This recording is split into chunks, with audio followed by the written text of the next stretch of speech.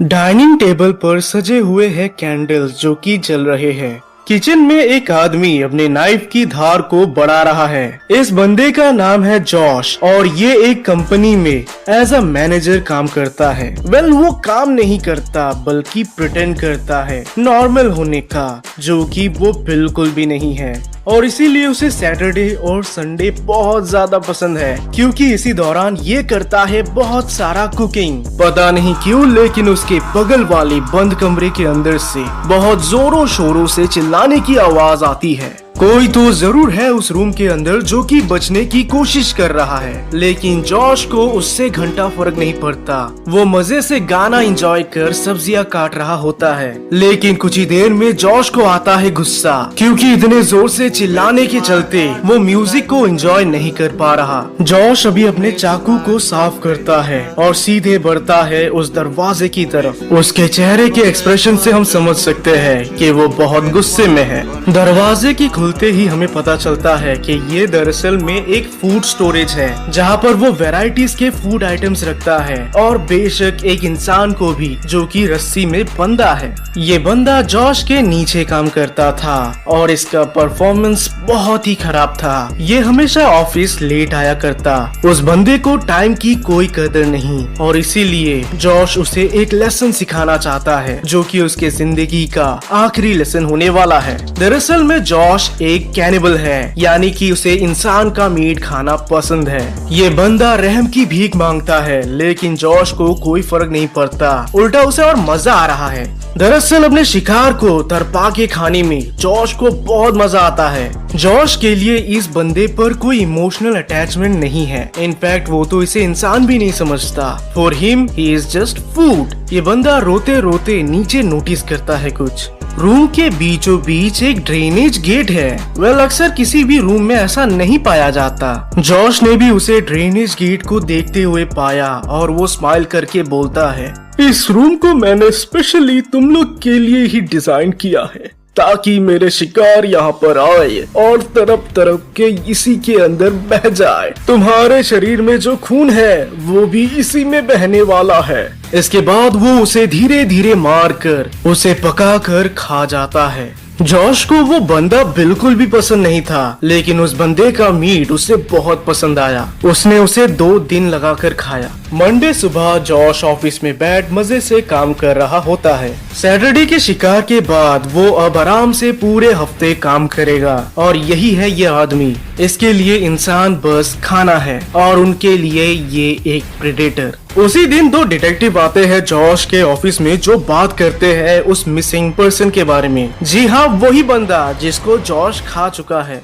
Josh काफी अच्छे से बिहेव करता है, जिसके चलते डिटेक्टिव्स को हल्का सा भी उस पर डाउट नहीं होता। साले की कन्विंसिंग स्किल्स इतनी बढ़िया है कि डिटेक्टिव्स बिना किसी डाउट के आराम से चले गए। इसके चलते उसका मनोबल और बढ़ गया। वो अब खुद को कानून से बहुत ऊंचा समझने लगा। यूजुअली वो महीने में बस एक बार ही शिकार करता था, लेकिन अब उसने मन बना लिया कि वो रोज शिकार पे जाएगा। और इसी रात को वो जाता है एक ऐसे इलाके में जहाँ पर हमेशा क्राइम्स बहुत ज्यादा होते हैं, और वहाँ का पुलिस प्रशासन सब करप्ट है, तो कोई भी उनकी जान बचाने के लिए कुछ भी नहीं करता। उस रात को बहुत बारिश हो रही थी और वो अपने कार को उसी इलाके में घुमा रहा था। वो दरअसल ढूंढ रहा था कोई अगर रास्ते में मिल जाए तो वो उसका शिकार बन जाए। गाड़ी चला चला कर वो अपने पुराने क्राइम्स के बारे में भी सोचता है। दरअसल 1 वीक पहले ही एक औरत जिम से बाहर आती है, वहीं पर वो कार के अंदर उसका वेट करता है। उस रात उसे जोरों की भूख भी लगी थी, और जैसे ही वो लड़की जिम से बाहर वॉक करती है, तुरंत ब्लैक मास्क पहने जॉश करता है उसका पीछा, और इससे पहले कि वो पीछे मुड़कर देख पाती,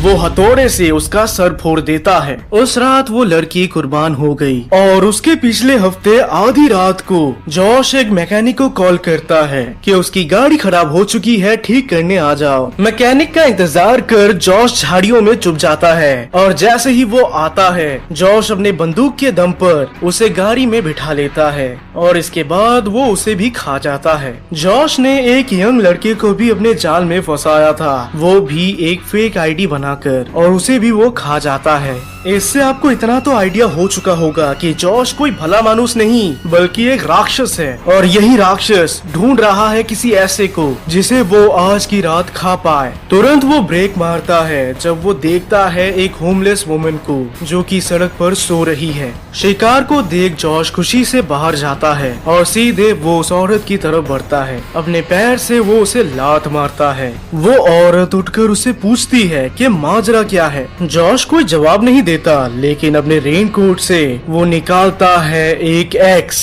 तुरंत वो औरत समझ गई कि ये कोई नॉर्मल आदमी नहीं बल्कि कोई साइको किलर है। तेजी से उठकर वो बचने के लिए दौड़ती है। दौड़ते हुए वो चिल्लाती है हेल्प के लिए और यही तो उसे चाहिए। इसी से तो जॉश को मजा आता है। उसके चिल्लाने की आवाज सुनकर ही सभी अपने खिड़की गेट्स बंद कर देते हैं। वो होमलेस औरत जिस एरिया में दौड़ रही है वहाँ के लोग बहुत ही इनसेंसिटिव हैं क्योंकि उस एरिया में बहुत क्राइम्स होते हैं, इसीलिए वो किसी की हेल्प नहीं करते अपनी सिक्योरिटी के लिए। उनके डर के वजह से ही जॉश इतने चौर में शिकार कर पाता है। होमलेस औरत हर दरवाजे को ठकठकाती है लेकिन कोई भी दरवाजा नहीं खोलता।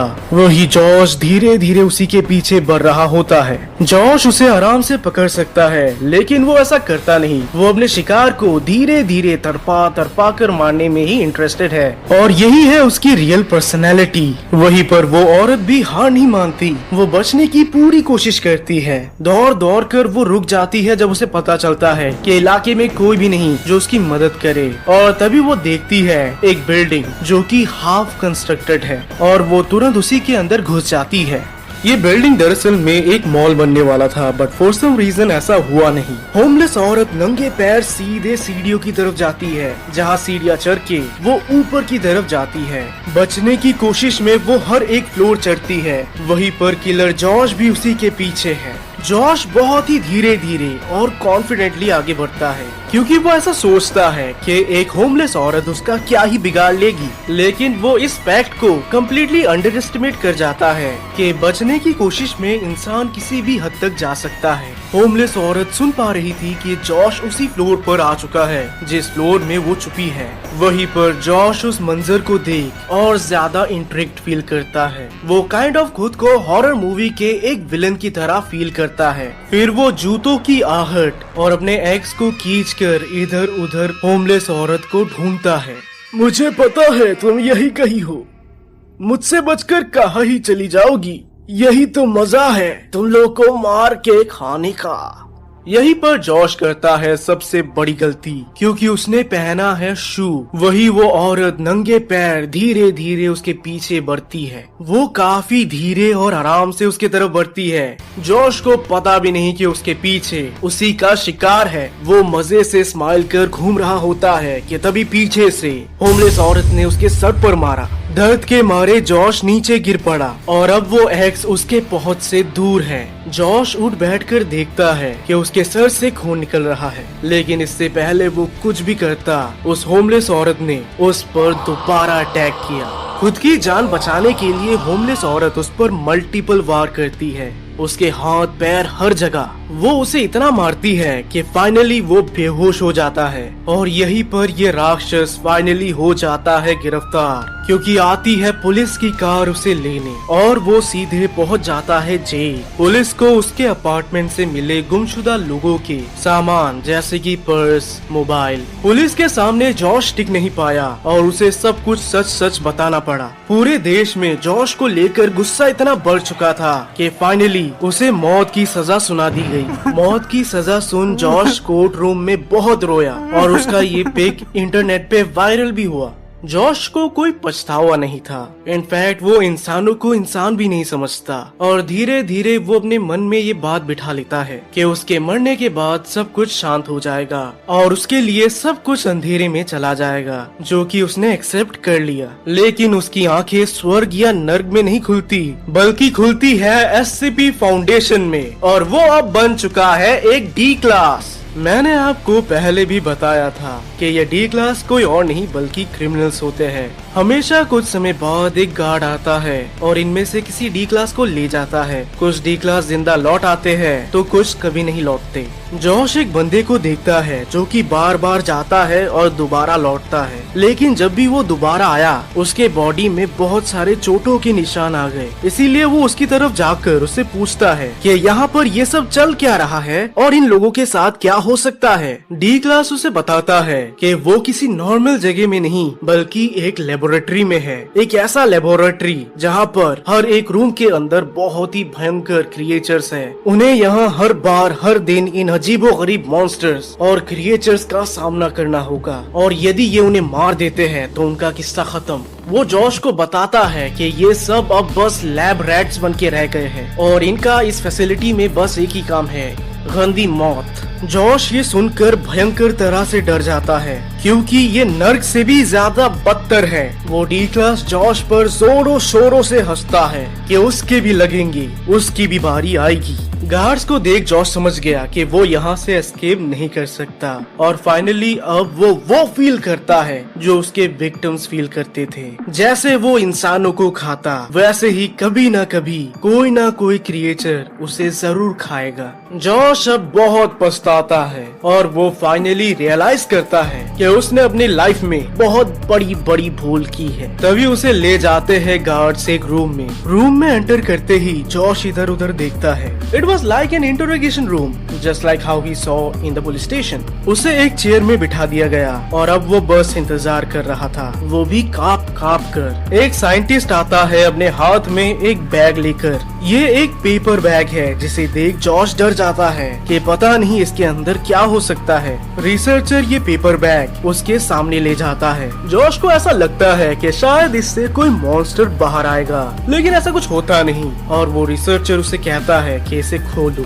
जॉश पेपर बैग को खोलकर अंदर देखता है और वो पाता है कि इसके अंदर एक हैमबर्गर है। उसे ये बर्गर खाने के लिए बोला गया, लेकिन वो काफी ज्यादा पैरानॉइड था कि पता नहीं इस बर्गर के अंदर क्या हो सकता है। क्या ये कोई पॉइजन है? क्या ये बर्गर खा के वो मॉन्स्टर बन जाएगा या क्या ये बर्गर उसके पेट में जाकर फट जाएगा? कुछ भी हो सकता है। डर के मारे उसने धीरे से बर्गर को खाया, लेकिन वो रियलाइज करता है कि ये तो नॉर्मल बर्गर है। जॉश को समझ नहीं आया कि ये हुआ क्या। तभी रिसर्चर उससे पूछता है कि जो बर्गर तुमने खाया क्या उसमें इंसानी मीट का टेस्ट आ रहा था तुम्हें? नहीं, ये तो नॉर्मल बर्गर है। इसके बाद जॉश को दोबारा सेल में भेज दिया गया। उसे कभी पता ही नहीं चला कि उसके साथ हुआ क्या, लेकिन अपन है ना बताने के लिए भाई। दरअसल उसने खाया SCP-971। ये दरअसल में एक अननोन फूड डिलीवरी सर्विस है जिसका नाम है quick and ready meals. Foundation ने बहुत पता करने की कोशिश की इस फूड सर्विस के बारे में, लेकिन उन्हें कभी पता ही नहीं चला कि ये ऑपरेट कहां से करता है। दरअसल में अगर आप इनके मेन्यू में दिए गए नंबर से कॉल करेंगे तो एक बंदा आपका कॉल उठाएगा जो कि आपसे ऑर्डर लेकर आपसे पेमेंट ले लेगा।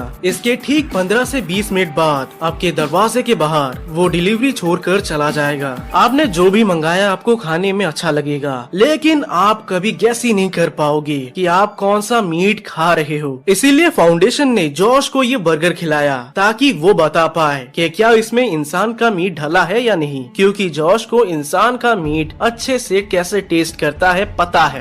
जॉश भी समझ नहीं पाया कि ये किसका मीट है, क्योंकि SCP-971 ऐसे जानवरों का मीट यूज करता है जो कि या तो एक्सटिंक्ट हो चुके हैं या फिर एक्सटिंक्ट होने वाले हैं। तो आप कभी कह नहीं सकते कि आप किसका मीट खा रहे हो। इस प्रोसेस के दौरान SCP-971 किसी भी जानवर को हार्म नहीं करता, बल्कि उनके बॉडी से ऑटोमेटिकली मीट गायब हो जाता है, यानी कि मसल मास गायब हो जाता है। फिर भी ये चिंताजनक बात है, क्योंकि ज्यादा से ज्यादा अगर ऑर्डर्स होने लगे तो शायद से ये एंडेंजर्ड स्पीशीज खत्म हो जाए। इसीलिए फाउंडेशन पूरी कोशिश करती है ताकि कम से कम लोग ऑर्डर करें और ये ऑर्डर का सिलसिला ही खत्म हो जाए, यानी कि वो SCP-971 को एक कंप्लीट एंड देना चाहते हैं। और रही बात जॉश की, तो मुझे ऐसा पता चला कि कुछ दिनों बाद उसे SCP-082 ने खा लिया। एक कैनिबल को दूसरे कैनिबल ने ही खा लिया। और अगर आप नहीं जानते SCP-082 कौन और क्या है तो जाके देखो यार, मुझे बताना चाहिए क्या।